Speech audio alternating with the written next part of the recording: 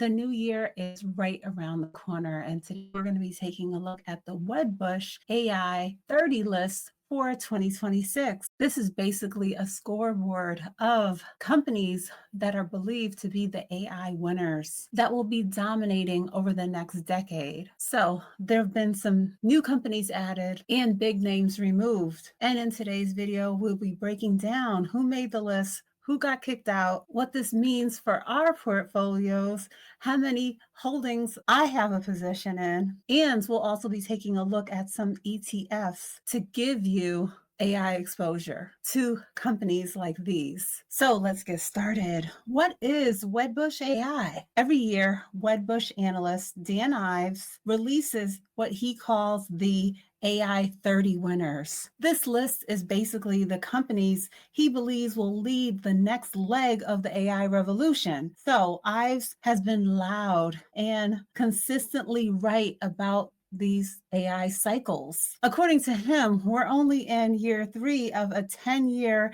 AI megacycle, meaning the run isn't over. It's not even close. He's expecting big tech companies like Microsoft, Amazon, and Google to continue to climb another 20% in 2026 because AI is just now expanding into broader commercial use. This is the foundation of why these names keep trending and why funds like SMH have been heating up. So let's take a look at who's in and who's out. The new additions are CoreWeave because of their cloud computing as well as GPU demands. IREN, a Bitcoin miner turned AI data center power supplier, and Shopify, leaning hard into AI across commerce and operations. And then those companies removed from the list, we have SoundHound, ServiceNow, and Salesforce. These companies that were removed use AI in their products,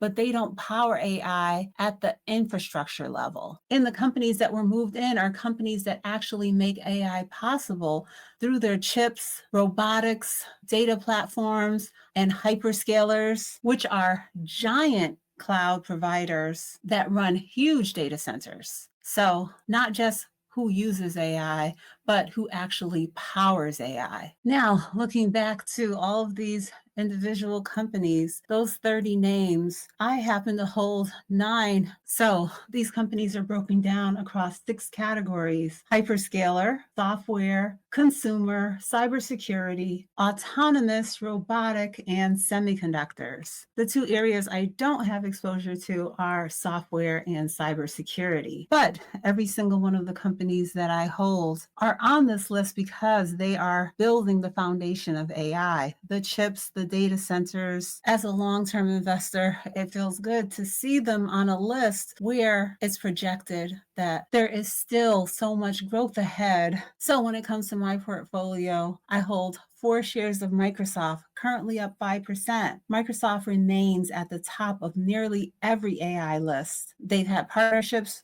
with OpenAI, and there is strong demand for what this company provides. And so they are expected to contribute towards pushing tech up another 20% next year. Next up, Google. I have 25 shares. I'm up 139%. Google AI has been thriving when it comes to Gemini, cloud computing, their search upgrades, making them a name when it comes to that hyperscaler category. When it comes to Amazon, I also have 25 shares, up 56%. And for Amazon, their AI development related to AWS, Amazon Web Services, is what keeps them on the list every year. Tesla, I have about 17 shares of Tesla, currently up about 99%. And when it comes to Tesla, it's not just about cars, it's robotics and advancements that they're making, like having fully self-driving vehicles. Now on to those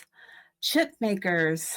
I'm holding positions in NVIDIA, AMD, and Taiwan Semi. I have NVIDIA in multiple portfolios, but I have 21 shares, up 39% in my long-term portfolio. Taiwan Semi, about 15 shares, up 50%. And AMD is a new position, not even to 1 share yet, and just up 1%. When it comes to these companies, NVIDIA is the leader when it comes to semiconductors. AMD is a top contender, and Taiwan Semi is the go-to for those advanced chips. I'm also holding about 60 shares of Apple stock, currently up 85%. And we all know Apple, their ecosystem of products, the iPhone, MacBook, iPad, and so much more.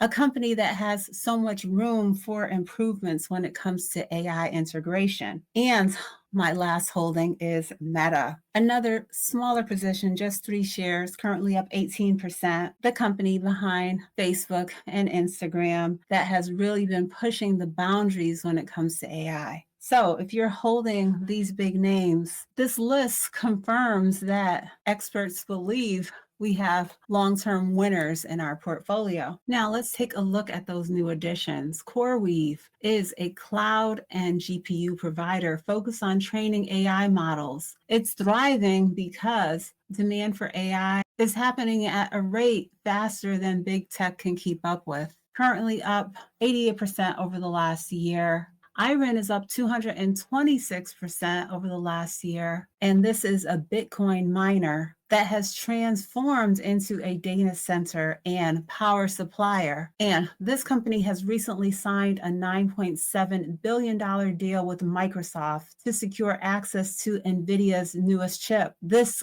deal alone could generate nearly $1.9 billion in annual recurring revenue. And that last addition is Shopify, up about 41% over the last year. They've been integrating AI throughout their search, customer insights, logistics. So a few companies for us to keep a closer eye on. Now we're going to take a look at some ETFs to get exposure to all of these AI leaders in a more simplified way. When I looked at this list of 30, I was actually surprised that I was holding positions in 9 of them. But beyond that, I'll be leaning on my ETFs for exposure. So let's take a look at a few. I have here Dan Ives Wedbush AI Revolution ETF, SMH, which is the VanEck Semiconductor ETF, VGT, Vanguard's Information Tech ETF, and FTEC, Fidelity's MSCI IT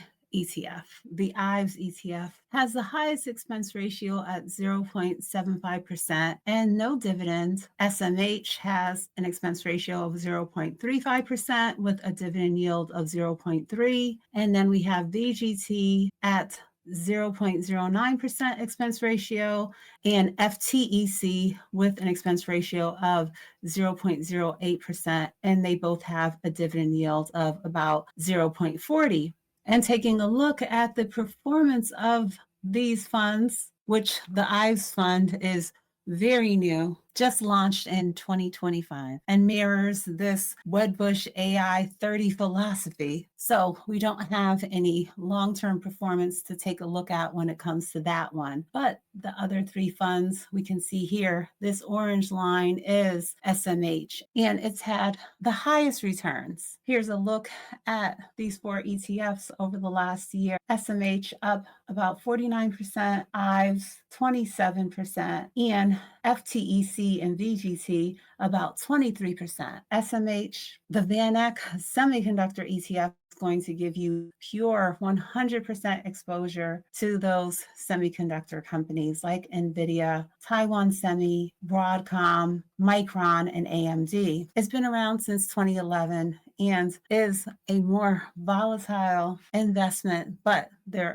is the potential of those gains because of the way AI has been thriving. The IVES ETF gives multi-sector AI exposure, is actively managed, and has that higher expense ratio of 0.75%, diverse across many areas that touch on AI. And then VGT and FTEC are broad tech ETFs, more safer and balanced, giving you exposure to big names like Apple, Microsoft, NVIDIA, Broadcom, Meta. These 2 have the lowest fees and have historically beat some of those actively managed ETFs. So great for long-term investors. So do your research. think about what suits your needs best. But when it comes to the 4 funds that we just took a look at, SMH is that pure 100% semiconductor exposure, which you'll have to weigh if the expense ratio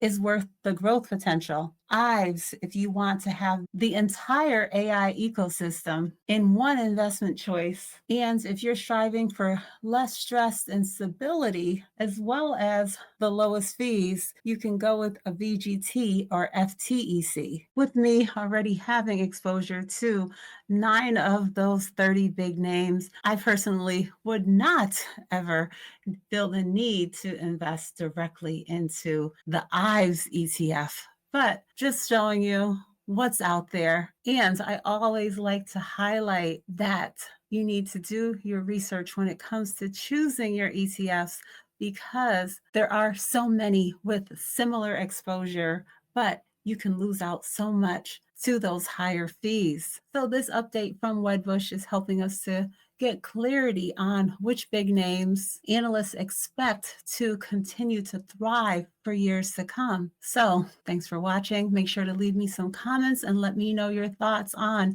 the individual stocks that I'm holding and the ETFs that we took a look at. Which do you hold in your portfolio? How are you going about incorporating AI when it comes to your investments? Were you surprised by any of the additions or removals when it comes to this list? AI is the future, and I'm here not just to be a consumer, but an investor. If you're not already, make sure to like, subscribe, hit that notification bell, check out my referral links, and I will be back with more updates soon. Okay, bye.